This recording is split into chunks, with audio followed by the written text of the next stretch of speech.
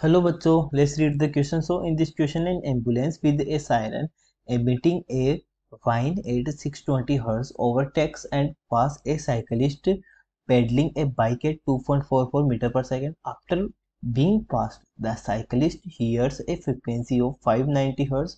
How fast is the ambulance moving? ठीक है, सो हम इसको स्टार्ट करते हैं. तो देखिए हमारे पास एक साइकिलिस्ट है. ठीक है, मान लो ये हमारा साइकिलिस्ट है. ठीक है, कुछ इस तरीके से होगा. ये हमारा इस तरीके से आगे की तरफ मूव कर रहा है जिसकी वेलोसिटी 2.44 मीटर पर सेकेंड है. ठीक है, सेकेंड है जो हमारी एम्बुलेंस है. ठीक है, कुछ इस तरीके से होगी. ठीक है, ये हमारी एम्बुलेंस है जिसके यहाँ पर हमारे पास एक सायरन है. ठीक है, ये सायरन है. जब सायरन क्या करेगा, यहाँ से साउंड एमिट करेगा. किस फ्रिक्वेंसी का? 620 हर्ट्ज से फ्रिक्वेंसी का ये साउंड एमिट करता है. ठीक है, तो देखिए अगर हम इसके की कॉन्सेप्ट की बात करें, ठीक है, तो इसका की कॉन्सेप्ट क्या हो जाएगा, यानी कि अगर हम बात करें यहाँ से तो ये हमारा सोर्स हो जाएगा, ये ऑब्जर्वर हो जाएगा. ठीक है, अब जब सोर्स और ऑब्जेक्ट, ठीक है, तो देखिए जब ये सॉरी ये हमारा ऑब्जर्वर है, तो जब यहाँ से साउंड प्रोड्यूस होगा तो ये ऑब्जर्वर को सुनाई देगा. ठीक है, तो इसमें क्या होता है, जब हमारे पास ऑब्जर्वर एंड रिसीवर, ठीक है, क्या होते हैं, अगर मान लो ऑब्जर्वर एंड जो हमारा सोर्स है अगर मूव होता है तो वहाँ पर हमारे पास डोपलर इफेक्ट देखने को मिलता है. ठीक है, डोपलर्स इफेक्ट. डोपलर्स इफेक्ट में क्या होता है, जो फ्रीक्वेंसी होती है, ठीक है, जो कि हमारे ऑब्जर्वर होता है जिसको जो फ्रीक्वेंसी सुनाई देती है, ठीक है, जब वो किसी वेलोसिटी से मूव करता है तो उस फ्रीक्वेंसी में कुछ चेंज आता है. ठीक है, ये अगर मान लो ये 1620 हर्ट्ज की फ्रीक्वेंसी अगर प्रोड्यूस कर रही है तो उसको 1620 हर्ट्ज की फ्रीक्वेंसी नहीं सुनाई देगी, उसमें कुछ चेंजेस होंगे.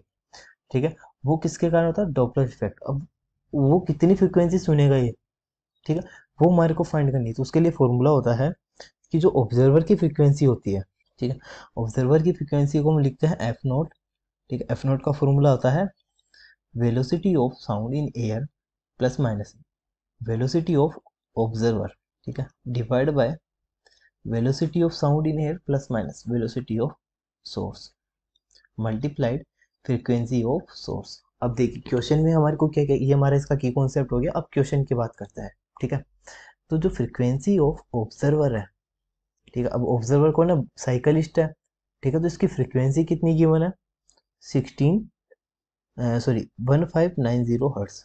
ठीक है, अब फ्रीक्वेंसी ऑफ सोर्स कितनी है? सोर्स क्या है? सायरन है जो कि 1620 हर्ट्स की फ्रीक्वेंसी प्रोड्यूस कर रहा है. ठीक है, अब देखिए अज्यूम करो ये जो है v वेलोसिटीज है, सोर्स जो है वो v वेलोसिटी से हमारा मूव कर रहा है. ठीक है, तो इसको मान लेते हैं vs, वेलोसिटी ऑफ सोर्स.